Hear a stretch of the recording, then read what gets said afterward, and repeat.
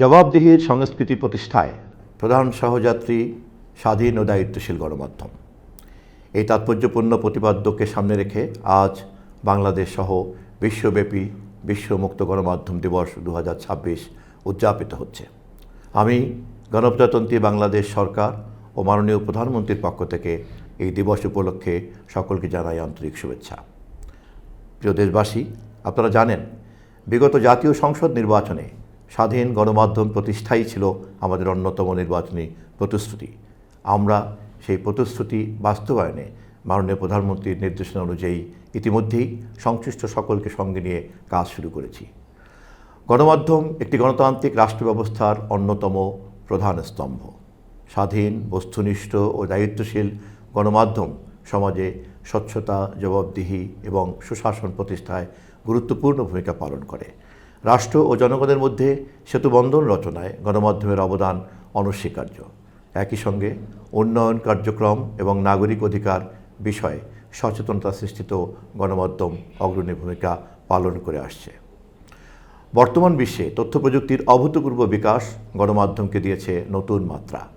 Digital platform, সামাজিক যোগাযোগ মাধ্যম এবং অনলাইন সংবাদ মাধ্যমের প্রসারে তথ্য প্রবাহ হয়েছে দ্রুততর ও বহুমাত্রিক। এই বাস্তবতায় গণমাধ্যমের স্বাধীনতা যেমন অপরিহার্য, তেমনি দায়িত্বশীলতাও সমান গুরুত্বপূর্ণ। ভুয়া তথ্য, গুজব ও বিভ্রান্তিকর প্রচারণা প্রতিরোধে পেশাদারিত্ব, নৈতিকতা এবং সত্যনিষ্ঠা বজায় রাখা আজ সময়ের দাবি।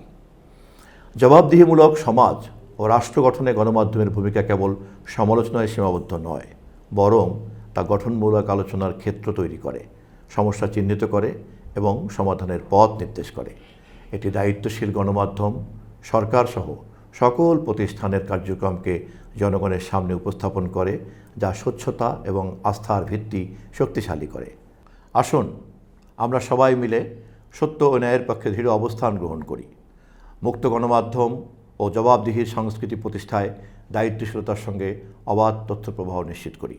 খোদা হাফেজ। বাংলাদেশ জিন্দাবাদ। আজ 3 মে বিশ্ব মুক্ত গণমাধ্যম দিবস। প্রতি বছরের মতো সারা বিশ্বে এই দিবসটি বিশেষ প্রতিপাদ্য নিয়ে পালিত হচ্ছে। এবারের প্রতিপাদ্য হচ্ছে জবাবদিহির সংস্কৃতি প্রতিষ্ঠায় প্রধান সহযাত্রী স্বাধীন ও দায়িত্বশীল গণমাধ্যম। বাংলাদেশ টেলিভিশনের আজকের আলোচনা অনুষ্ঠানে আমাদের মাঝে উপস্থিত আছেন ব্যবস্থাপনা পরিচালক ও প্রধান সম্পাদক বাংলাদেশ সংবাদ সংস্থা জনাব কামাল উদ্দিন সবুজ। আরও উপস্থিত আছেন জনাব এম এ আজিজ, বিশিষ্ট সাংবাদিক ও কলামিস্ট। আপনাদের দুজনকে আমাদের অনুষ্ঠানে স্বাগত জানাচ্ছি। শুরুতেই জানতে চাই, এবারের প্রতিপাদ্য জবাবদিহির সংস্কৃতি প্রতিষ্ঠায় স্বাধীন ও দায়িত্বশীল গণমাধ্যম, এই বিষয়টির গুরুত্ব আপনারা কিভাবে দেখছেন, বিশেষ করে বাংলাদেশের প্রেক্ষাপটে? আমি বরাবরই বলি, যতটুকু গণতন্ত্র ততটুকু সংবাদপত্রের স্বাধীনতা। আপনি দেখেন, একটি দেশে যতটুকু গণতন্ত্র চর্চা থাকে ততটুকু সংবাদ মাধ্যমের স্বাধীনতা। আমাদের দেশে আগে ডিজিটাল নিরাপত্তা আইন ছিল, সেখানে একটা ধারা ছিল, আপনার একজন এসআই লেভেলের পুলিশ যদি মনে করত এখানে রাষ্ট্রবিরোধী কাজ হচ্ছে, তাহলে এখানে যারা আছে সবাইকে গ্রেপ্তার করতে পারত এবং সব কম্পিউটার টম্পিউটার সব কিছু সিজ করতে পারত। এটার আমি একটা উদাহরণ দিচ্ছি। দেখেন, শেখ হাসিনার আমলে ডিজিটাল নিরাপত্তা আইন করা হলো, তখন কিন্তু ওই ফেসবুক, ইউটিউব, মাস মিডিয়া যারা নিয়ন্ত্রণ কোম্পানি, তাদের সাথে বৈঠক হয়।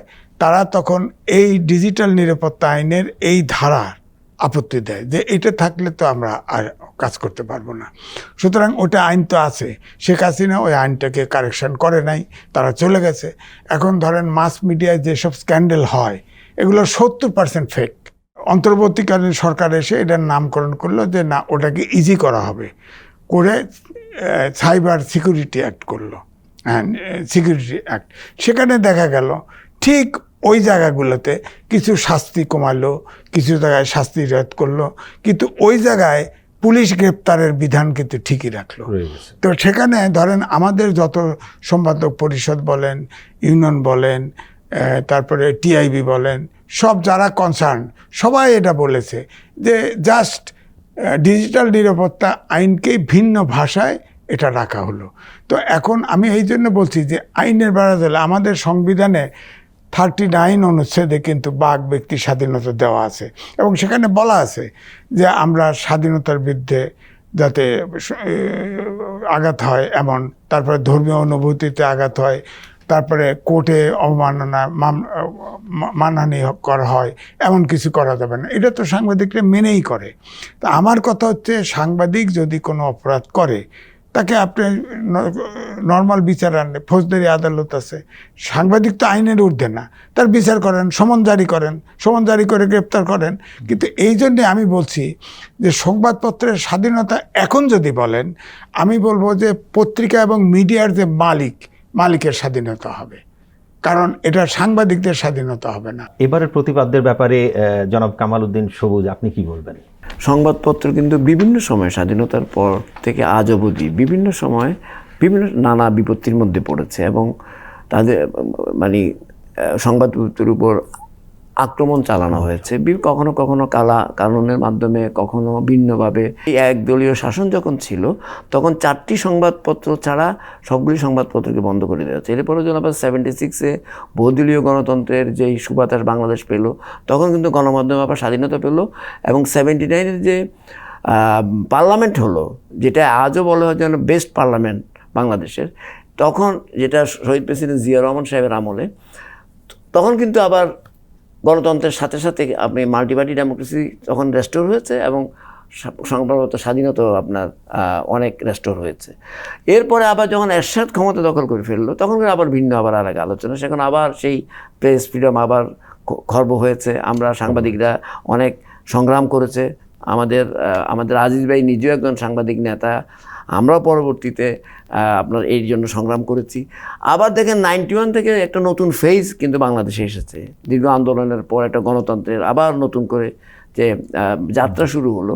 91, 96, 2006 পর্যন্ত আপনার মোটামুটি বাংলাদেশে গণমাধ্যম কিছু ব্যত্যয় ছাড়া ভালোই স্বাধীনতা ভোগ করেছে।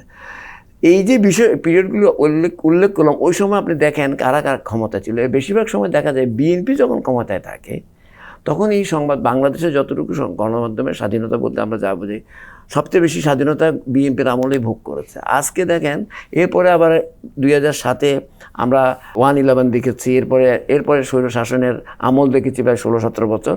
এখন দেখেন যে এই নতুন যে সরকার, যেটা প্রধানমন্ত্রী জনাব তারেক রহমান সাহেবের নেতৃত্বে, এটার বয়স হয়েছে মাত্র 2 মাস কয়েকদিন হয়েছে, 2.5 মাস কাছাকাছি। এই নতুন সরকার আসার পরে এমন কিছু ঘটে নাই আপনার গণমাধ্যম বন্ধ হয়ে গেছে, কোথাও কোনো ইন্টারফেয়ারেন্স করা হচ্ছে। এখনও কিন্তু আপনার ক্রিটিসিজম হচ্ছে, এই গভর্নমেন্টেরও কিন্তু ক্রিটিসিজম হচ্ছে, সংবাদপত্রগুলি লিখতে পাচ্ছে। এখন কথাটা হচ্ছে এবং বলতে পারছে, আমাদের কথাটা হচ্ছে যে এখন যে নতুন সংসদ এবং যিনি বর্তমান প্রধানমন্ত্রী এবং উনি যে দলের নেতৃত্ব দেন, ওনারা নির্বাচনের আগে প্রতিশ্রুতি দিয়েছিলেন যে তারা স্বাধীন গণমাধ্যমে বিশ্বাস করে, সংবাদপত্রের স্বাধীনতায় বিশ্বাস করে। তো কাজে এই প্রতিশ্রুতি কিন্তু আমাদের নির্বাচনী প্রতিশ্রুতি, এবং সেই হিসাবে কিন্তু আমি এখন পর্যন্ত দেখছি যে ঠিক মতোই চলছে সব। এখন কথাটা হচ্ছে, সংবাদপত্রের স্বাধীনতা শুধু সরকারের উপরই নির্ভর করে না। এখন গণমাধ্যমের যে মালিক যারা, তারাই অনেকটা তাদের কর্পোরেট ইন্টারেস্ট থাকে, তাদের বিজনেস ইন্টারেস্ট থাকে, তাদের অনেকের রাজনৈতিক আপনার থাকে, মতের প্রতি কোনো সমর্থন থাকে। সব মিলিয়ে যেটা হয়, তারা তাদের গণমাধ্যমটাকে সেভাবে পরিচালনা করতে চায়। সেই জায়গাতে বিপত্তি। তাহলে সেখানেও তো গণমাধ্যম, আপনি এখানে সরকারের দোষ দিয়ে লাভ নাই। সরকার আপনাকে অবারিত স্বাধীনতা দিয়েছে, কিন্তু আপনি মালিক হিসাবে যখন সেখানে রেস্ট্রিকশন ইম্পোজ করেন, এই রিপোর্ট যেতে পারবে, এই রিপোর্ট যেতে পারবে না, অমুকের বিরুদ্ধে লেখেন, অমুকের বিরুদ্ধে লিখবেন না, সেখানে তো তাহলে বস্তুনিষ্ঠতা বলেন, সংবাদপত্রের স্বাধীনতার কথা বলেন, সেখানে তো তাহলে ওখান থেকেও হচ্ছে। এর মধ্যে আবার কিছু আমি অত্যন্ত কিছুটা দুঃখিত, তারপরেও বলি, আমাদের সাংবাদিকদের মধ্যে অনেকে কেউ আগের আমলে যেটা দেখেছি যে হাসিনার আমলে তারা এমনটাই দলীয় কর্মীতে পরিণত হয়েছিল, তারা ভুলেই গিয়েছিল যে তারা একজন সাংবাদিক। এই যে অবস্থা, এই অবস্থা থেকে আমরা মুক্তি চাই। আমরা চাই বাংলাদেশের একটা মানুষের, একজন সাংবাদিকের তো একটা মত থাকতে পারে, কোনো অসুবিধা নেই, পথটা, কিন্তু আপনি যখন সংবাদ পরিবেশন করবেন সেটা বস্তুনিষ্ঠ হওয়া উচিত। আপনি যখন কলাম লিখবেন, আপনি যখন মতামত লিখবেন, সেখানে আপনি আপনার মতামত প্রতিফলিত করতে পারেন। সেই বিষয়গুলি সংবাদপত্রের মধ্যে আছে। সংবাদপত্রের স্বাধীনতাটা তখনই থাকবে যদি গণতান্ত্রিক প্রক্রিয়াটা অব্যাহত থাকে। সাংবাদিকতা বা সাংবাদিকদের যে স্বাধীনতা, যে বিষয়টা, সাংবাদিকতার যে স্বাধীনতা, এটা যেমন জরুরি, দায়িত্বশীলতাটাও জরুরি, এবং এই দুয়ের ভারসাম্যটা কিভাবে এখন করা হচ্ছে এবং আদৌ এই সময়ে এই প্রেক্ষাপটে ভারসাম্য করতে পারছে কিনা, আর ভারসাম্য আনতে যে এই চ্যালেঞ্জটা কী কী? গণমাধ্যমের স্বাধীনতার জন্য কিন্তু সরকার একার পক্ষে সম্ভব না, কারণ আপনি মধ্যে খেয়াল করে থাকবেন যে আমরা জানি যে এখন কিন্তু গণমাধ্যম কিন্তু শুধু প্রিন্ট মিডিয়ার মধ্যে সীমাবদ্ধ না। প্রিন্ট মিডিয়া অথবা বরং প্রিন্ট মিডিয়া এখন ব্যাকফুটে চলে গেছে। এখন ইলেকট্রনিক মিডিয়া, মাল্টিমিডিয়া, আপনার অনলাইন, আপনার ডিজিটাল প্ল্যাটফর্ম, সোশ্যাল মিডিয়া, আপনার মুহূর্তের মধ্যে আপনি সব কিছু পেয়ে যাচ্ছেন এগুলোর, এবং এআই চলে আসছে। এইসব জায়গায় কিন্তু অনেক কিছু অপব্যবহারও হচ্ছে, এআইয়ের অপব্যবহার হচ্ছে। আমরা জানি এআইয়ের যে ভালো দিকটা আছে সেটা তো আছেই, আবার ক্ষতিকর দিকটাও আছে। এতে অনেকে ডিফেম হচ্ছে। এই জায়গার মধ্যে আমি মনে করি যে আমাদের যে দায়িত্বশীলতা, সেটা তো ওটা তো সরকার নিয়ন্ত্রণ করছে না। তাহলে দায়িত্বশীলতা তো আমি তো দেখছি সরকার একটা ফ্যাসিলিটেটের ভূমিকা পালন করবে, ভেরি ফাইন, কিন্তু অন্য স্টেক হোল্ডারও তো এখানে গুরুত্বপূর্ণ হয়ে উঠেছে। আমি বললাম যে মালিকরা গুরুত্বপূর্ণ হয়ে উঠেছে, সাংবাদিকরা গুরুত্বপূর্ণ হয়ে উঠেছে, কিন্তু সরকারও গুরুত্বপূর্ণ, ডেফিনেটলি একাধিক স্টেক হোল্ডার এখানে আছে। তো কাজেই সংবাদপত্রকে যদি সংবাদপত্রের মতো চলতে দিতে চাই আমরা সবাইকে, তাহলে কিছু কিছু জায়গায়, মৌলিক জায়গায় আমাদেরকে একমত হতে হবে। আসলে বাংলাদেশে আমার যেটা ধারণা, বর্তমানে যে পরিমাণ মিডিয়া আউটলেট আছে, প্রিন্ট মিডিয়া থেকে শুরু ইলেকট্রনিক মিডিয়া, অনলাইন, ডিজিটাল, বাংলাদেশের যে মার্কেট বা বাংলাদেশের যে স্পেস, বাংলাদেশের যে রিডার, বাংলাদেশের যে দর্শক, এত মিডিয়া আসলে বাংলাদেশ অ্যাকোমোডেট হোল্ড করতে পারে কি না, এই ব্যাপারে আমি একটু প্রশ্ন করতে চাই। আমার মনে হয় এত মিডিয়া বাংলাদেশ হোল্ড করতে পারে না। এটা যে আমি কিন্তু এটাও বলবো না যে একটা মানুষের বা যে কারো একটা সংবাদপত্র বাইর করার অধিকার আছে, স্বাধীনভাবে লেখার অধিকার আছে, কিন্তু অ্যাট দ্য সেম টাইম এটাও তো ভাবা উচিত বাংলাদেশের আপনার যে স্পেস, যেটা বললাম, এটা যদি না থাকে, এটাও তো আপনি একটা বলতে পারেন যে ন্যাচারাল পদ্ধতিতে এগুলো আস্তে আস্তে ঝরে যাবে কম্পিটিশনের মধ্যে, সেটা একটা আপনার পদ্ধতি হতে পারে। কিন্তু আমি মনে করি আপনি দেখে থাকবেন উন্নত দেশগুলিতে কিন্তু এরকম মানে অনেক এরকম এত সংবাদপত্র নাই, খুবই আপনি দেখেন তারা কিন্তু এসব খুবই রেশনাল। তারা কি বের করতে পারে না? পারে। আমরা তো মানে যেটা শুরু করি করতেছি এই আর কি বিষয়টাতে। কাজে আমার কথা হলো দায়িত্বশীলতার যে জায়গাটা, সেখানের মধ্যে এখন তো আমি দেখছি সরকারের দায়িত্বশীলতা ডেফিনেটলি আছে। তারা কালাকানুন করছে কিনা, কালাকানুন ব্যবহার করছে কিনা, আইনের অপপ্রয়োগ করছে কিনা, সেগুলো তো এখন তো সব ওপেন। এখন আপনি কোনো কিছু লুকাতে পারবেন না। এখন পর্যন্ত বর্তমান সরকার আমরা দেখি না কোনো কিছুকে অপপ্রয়োগ করেছে, কিন্তু অ্যাট দ্য সেম টাইম আমি তো দেখছি অন্যদের দায়িত্বশীলতার বিষয়টা অনেক বেশি চলে আসছে। যে মালিকদের কথা, মালিকরা শত শত কোটি টাকা ইনভেস্ট করে একটা পত্রিকা বাইট করে, বা মনে করেন একটা ইলেকট্রনিক মিডিয়াতে ইনভেস্ট করে, তারা যদি সেই মিডিয়াটাকে নিজের ব্যবসা বা নিজের রাজনৈতিক দৃষ্টিভঙ্গির মানে হাতিয়ার হিসেবে ব্যবহার না করে, এটাকে যদি সত্যিকার অর্থে স্বতন্ত্রভাবে এবং স্বাধীনভাবে চলার সেই স্পেসটা দেয়, তাহলে বাংলাদেশের সংবাদপত্রের স্বাধীনতা অনেক দূর এগিয়ে যাবে বলে আমার ধারণা। বাংলাদেশের প্রিন্ট মিডিয়া, এমনকি ইলেকট্রনিক মিডিয়াও কিছুটা ব্যাকফুটে চলে গেছে, ডিজিটাল প্ল্যাটফর্মগুলো এগিয়ে আসছে, এবং ডিজিটাল প্ল্যাটফর্মের কারণে কিছু ভুয়া খবর, অনেক বেশি ভুয়া খবর কিন্তু ফেস করতে হচ্ছে। তো এক্ষেত্রে এটা তো একটা বড় চ্যালেঞ্জ। আপনি এটা চ্যালেঞ্জ মনে করেন কিনা, আর সেক্ষেত্রে এই চ্যালেঞ্জ থেকে আমাদের পরিত্রাণের উপায়টা কি? একটা সাংবাদিকের উদ্দেশ্য কি? দেশ এবং জনগণের জন্য কাজ করা। পলিটিক্যাল বিশ্বাস তার থাকতে পারে, সমস্যা নেই। ধরেন এখন সাংবাদিক, আপনি দেখবেন সাংঘাতিক বলে অনেকে, ভুয়া সাংবাদিকের অন্ত নাই। এটার কারণ কি জানেন? সার্টিফিকেট নিয়ে অনলাইন মাস মিডিয়ার লাইন, ইউটিউব, অমুক চমক খুললে একটা সার্টিফিকেট দিয়ে ইউনিয়নের মেম্বার হচ্ছে, পত্রিকার মেম্বার হচ্ছে, প্রেস ক্লাবের মেম্বার হচ্ছে, ইত্যাদি ইত্যাদি, নেতা হচ্ছে। সুতরাং মালিক প্রথমে করতে হবে যে আগে প্রত্যেককে ওয়েজ বোর্ড আছে না, ওয়েজ বোর্ড অনুযায়ী প্রত্যেককে অ্যাকাউন্ট পে চেকে পেমেন্ট করতে হবে। তাহলে প্রকৃত সাংবাদিকটা বেরিয়ে আসবে। কারণ মালিক যখন দক্ষ সাংবাদিক না হলে তাকে রাখবে না, পয়সা দিয়ে রাখবে না। আমরা তো দক্ষ সাংবাদিকটাই চাই এবং অনেস্ট সাংবাদিকটা চাই। হ্যাঁ, তাহলে এইটা যদি এনশোর করা যায়, তাহলে কিন্তু দেখবেন সব জায়গায় আপনার সাংবাদিক কিন্তু রাস্তাঘাটে ঘুরতে পাবেন না। আপনি প্রেস ক্লাবে যান, ওই রেড্ডিতলা আছে, বটতলা আছে, এখানে ঘুরতেছে, চা খাইতেছে, সাংবাদিকের অন্তর নাই, আর বুম নিয়ে বসে আছে, ভাই একটা কথা বলে যান, ওটারে নানান ফটো কাট করে ছেপে দিচ্ছে। এখানে সম্পাদক নাই, এটা আনএডিটেড। সোশ্যাল মিডিয়া কি আপনারা মনে করছেন যে এটা সংবাদপত্রের প্রতিদ্বন্দ্বী না, প্রতিদ্বন্দ্বী নাকি না, সহায়ক? এটা সাংবাদিকতাই না। আচ্ছা। সোশ্যাল মিডিয়া ইনফরমেশনের 70% ভুয়া থাকে। সুতরাং এটা আমি পাঠকদের অনুরোধ করব, কোনো সোশ্যাল মিডিয়ার কোনো ফটোকার্ড দেখে যেন আগে পরে না জেনে, অগ্রপ্রস্তাব না জেনে যাতে বিশ্বাস না করে, এটাতে মানুষকে মিসগাইড করে। এখন এবং সংবাদ মাধ্যমের বিশ্বাসযোগ্যতার জন্য তাহলে কি করা উচিত? মানে বিশ্বাসযোগ্যতা হচ্ছে আপনার ব্ল্যাক মানির কাছে মিডিয়া চলে গেছে, ব্ল্যাক মানির কাছে। আপনি দেখেন যতগুলা আমরা স্বাধীনতা যুদ্ধের সময় যে 22 পরিবার সব লুট করে নিল, এখন বিজনেস হাউসগুলা আগে যেটা ছিল না, এখন আপনি খেয়াল করেন মালিকরা পলিটিক্সও করে, আবার ব্যবসাও করে, আবার মিডিয়াও বার করে, এই পলিটিক্সের ব্যাকিংয়ের জন্যে এবং মিডিয়ার জন্য, যার ফলে মিডিয়ার যে আদর্শ সেটা ঠিক থাকে না।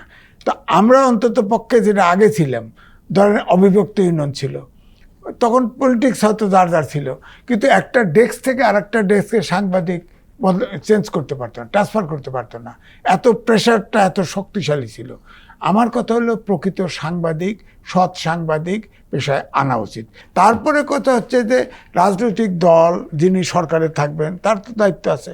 কারণ পলিটিক্যালি অনেক পত্রিকা পলিটিক্যালি পায়, পার্টির মুখপাত্র, সে তো তার পলিটিক্স সার্ভ করে, হ্যাঁ, সেটাকে আলাদাভাবে দেখতে হবে। সেখানে কিন্তু ওয়েস্ট বোর্ড আছে, ওয়েস্ট বোর্ড অনুযায়ী যদি পেমেন্ট করে তাহলে কিন্তু মালিক কিন্তু কখনো ছাড় দিবে না, ইনপুট না দিতে পারলে তাকে রাখবে না।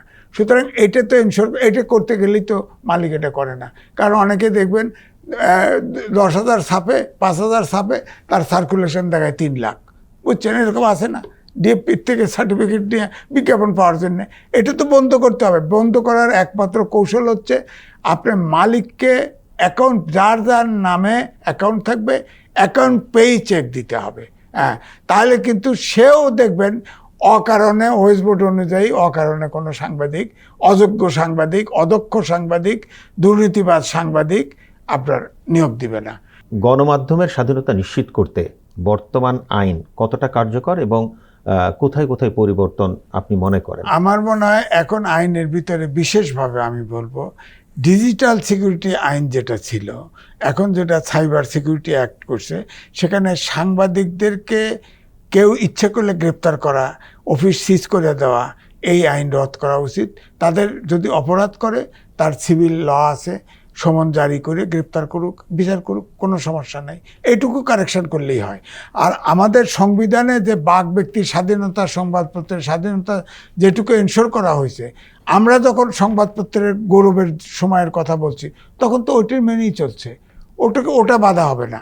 কিন্তু মুশকিল হচ্ছে যে প্রধান অন্তরায় হচ্ছে আমরা সাংবাদিকরা এবং মালিক, সরকার, বিরোধী দল অর্থাৎ রাজনীতিবিদরা সব মিলে সংবাদপত্র যে গণতন্ত্রের জন্য দরকার, অপরিহার্য, গণমাধ্যমের স্বাধীনতা, এটা তাদের বুঝতে হবে এবং এ ব্যাপারে সবাইকে সক্রিয় হতে হবে। তরুণদেরকে আপনারা কি বার্তা দিবেন, বিশেষ করে আজকের প্রতিপাদ্যের, মুক্ত গণমাধ্যম দিবসের প্রতিপাদ্যের বিষয়কে সামনে রেখে? আর 5 থেকে 10 বছর পরে এই গণমাধ্যম, এই সংবাদ মাধ্যমকে আপনারা আসলে কোন জায়গায় দেখতে চান, আপনি যদি প্রথমে বলতেন। তরুণরা যখন আসবে তারা প্রথম কয়েক বছর মনে করেন হেসে খেলে কাটিয়ে দিতে পারবে। যখন তারা মনে করেন একটা সংসার জীবনে যাবে, যখন মনে করেন তার অনেক দায়িত্ব চলে আসে তার বাবা মার প্রতি, সংসারের প্রতি, তখন তো টাকা পয়সা একটা ইম্পর্টেন্ট ব্যাপার। কিন্তু বাংলাদেশে যেটা দেখা যায় যে আগে যে অবস্থা ছিল সেটা নেই। এখন অনেক গণমাধ্যম কিন্তু ছড়াছড়ি গণমাধ্যমের, কিন্তু অনেক গণমাধ্যমে কিন্তু ঠিকমতো আপনার বেতন বাতাদি হয় না। এটা আমরা প্রায় দেখি এবং আমাদের যারা সাংবাদিকদের নেতৃত্ব দেন তারা এইসব নিয়ে নানা সময় আন্দোলন সংগ্রামও করেন। তো যেটা হচ্ছে এই ধরনের তরুণরা যখন এই ধরনের পেশায় চলে আসবে, 5-10 বছর পেরিয়ে গেলে তারা কিন্তু হঠাৎ করে আর অন্য পেশায় যেতে পারে না।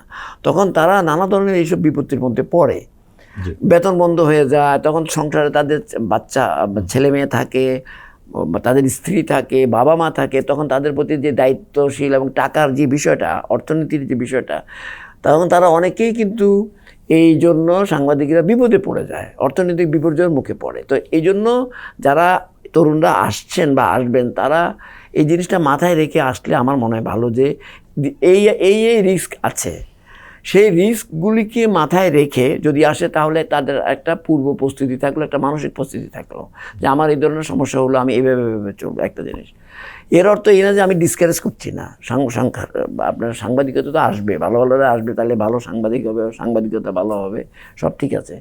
কিন্তু আমার কথা হচ্ছে যে এই জিনিসটা খুবই গুরুত্বপূর্ণ। আগামী 10 বছরে এমনও হতে পারে আরও নতুন নতুন কিছু অ্যাড হতে পারে এখনকার সঙ্গে, এবং এর মধ্যে কিছু কিছু প্রিন্ট মিডিয়া হয়তো অনেকটা আরও ব্যাকফুটে চলে যেতে পারে, হয়তো চলে যেতে পারে। তো তাহলে আমরা তো চাইবো যে গণমাধ্যমের অনেকে দেখবেন, আপনি খেয়াল করে থাকবেন, অনেকে কিন্তু ডিজিটাল প্ল্যাটফর্মের চেয়ে এখনও পত্রিকা কিনে পড়তে পছন্দ করেন, এখনও আছে কিন্তু।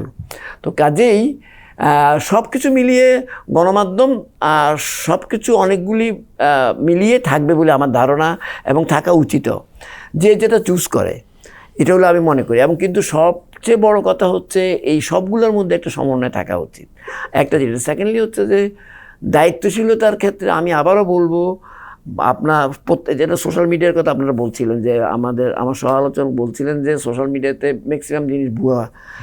এখানে সোশ্যাল মিডিয়া কিন্তু একটা আশীর্বাদ হিসাবে আসতে পারতো। আমরা মনে করি আশীর্বাদ হিসাবে আসার আর থাকার এখনও সুযোগ রয়েছে। কারণ সমস্যা হয়ে গেছে, এখানে তো কোনো এডিটিং নাই, এখানে কোনো এডিটোরিয়াল পলিসি নাই। এখানে যেমন ট্রেডিশনাল মিডিয়াগুলোতে যেরকম আপনি যা ইচ্ছা তা ছাপাই দিতে পারবেন না, একটা এডিটোরিয়াল জাজমেন্ট আছে সেখানে। তো কাজে যারা সম্পাদক থাকেন তারা সেই জাজমেন্টটা দেন। এখানে যেটা হচ্ছে যা ইচ্ছা তা ছেড়ে দিচ্ছেন। এখানে অনেক কন্টেন্ট যে আবার একেবারে মিথ্যা তাও না। এখানে সমস্যা হচ্ছে যে অনেক গুজব, অনেক মিথ্যা, আবার সত্যের সঙ্গে মিথ্যা গুলিয়ে ফেলা, এতে হয় কি মানুষ বিভ্রান্ত হতে পারে। আর একটা মিথ্যা যদি আপনি অলরেডি সোশ্যাল মিডিয়াতে করে দেন, আপলোড করে দেন, তখন অলরেডি এটা যখন অনেকে লক্ষ লক্ষ মানুষ দেখে, একটা যার সম্পর্কে বলেন বা যেই বিষয়ে বলেন, এখানে এটা তারা ক্ষতিগ্রস্ত হয়ে পড়ে। এটাকে আপনার ক্ষতি পোষানো খুবই ডিফিকাল্ট। এরপরে যদি সত্য তথ্যটা আপনি উপস্থাপন করেন, ওই ড্যামেজ আসলে পুরোপুরি কন্ট্রোল হয় না। তো কাজেই আমার কথাটা হচ্ছে সকল মিডিয়াগুলি থাকুক, কিন্তু তাদের দায়িত্বশীল আচরণের মাধ্যমেই আস্তে আস্তে আমার মনে করি বাংলাদেশের এবং দেশের এবং জনগণের পক্ষে থাকুক। সেটা হলেই মনে হয় একটা ভালো একটা ভাইব্রেন্ট মিডিয়া হইতে পারে বাংলাদেশ। একদিকে জবাবদিহিতা, আর একদিকে আমরা চাচ্ছি স্বাধীনতা। নতুন করে চ্যালেঞ্জ হচ্ছে social media, photo card, AI, এই সব কিছু মিলে ভুয়া খবর। আবার আরেকটা গ্রুপ কি করছে, এআই এর ফ্যাক্ট চেকিং করছে। সব কিছু মিলে তরুণ সমাজের জন্য আপনার মেসেজ? না, আমার প্রথম কথা হচ্ছে যে তরুণরা এখন এই প্রফেশনে আসতে চায়, সাংবাদিক, ধরে নিতে হবে নোবেল প্রফেশন। যত কষ্টই হোক তার চুরি করা যাবে না। তার দেশ এবং জাতির জন্য দায়িত্ব এই পালন ব্রত নিয়ে আসতে হবে তাকে। 1, 2 হচ্ছে আমরা যে সমস্যাগুলি আলোচনা করলাম, এখানে কিন্তু সরকার, বিরোধী দল, মালিক, সাংবাদিক সবার দায়িত্ব আছে। এর ভিতরে একা কেউ এটার সমাধান করতে পারবে না। সবাই মিলে সম্মিলিতভাবে সবাই বাঁচার জন্য করতে হবে। আগামী ধরেন 10 বছরে আমার ধারণা প্রিন্ট মিডিয়া এবং ইলেকট্রনিক মিডিয়া দুটোই কিন্তু অনলাইনে চলে যাবে। হয়তো ইলেকট্রনিক মিডিয়া কিছু টেস্ট থাকবে, ধরেন এখনও যারা বয়সী লোক তারা পত্রিকা পড়ে, টেলিভিশন দেখতে সহজ লাগে, সহজে চোখ মিলে থাকলেই বোঝা যায়, দেখে। কিন্তু অনলাইনটা কিন্তু আমার ধারণা সবচেয়ে বেশি হবে। এবং তাদের প্রত্যেকটা তরুণকে ভাবা উচিত, অন্য জায়গায় অন্য চাকরিতে ফাইল ওয়ার্ক করা যায়, কিন্তু এটা হচ্ছে ক্রিয়েটিভ প্রফেশন। আপনাকে নিউজ তৈরি করতে হবে। আর সাংবাদিকতার স্বাধীনতা হচ্ছে গণতন্ত্রের অন্তর্নিহিত শক্তি। এটা এই জন্যে, এবং জাতির উন্নয়নে সাংবাদিকতার ভূমিকা অসীম। অর্থাৎ দেশ বলেন, সরকার বলেন, বিরোধী দল বলেন, এদেশের এক্সপ্লয়টার বলেন, কালো আইন বলেন, সবাইকে প্রেসারে রাখতে পারে সাংবাদিকতা। কিন্তু সাংবাদিকদের আগে আপনার অনেস্ট এবং জাতির প্রতি ব্রতটা হইতে হবে। আজকের এই গুরুত্বপূর্ণ আলোচনায় আপনাদের সময় দেওয়ার জন্য আপনাদের দুইজনকেই অসংখ্য ধন্যবাদ। প্রিয় দর্শক, আপনাদেরকেও ধন্যবাদ জানিয়ে আজকের অনুষ্ঠান এখানেই শেষ করছি। সবাইকে শুভেচ্ছা। আল্লাহ হাফেজ।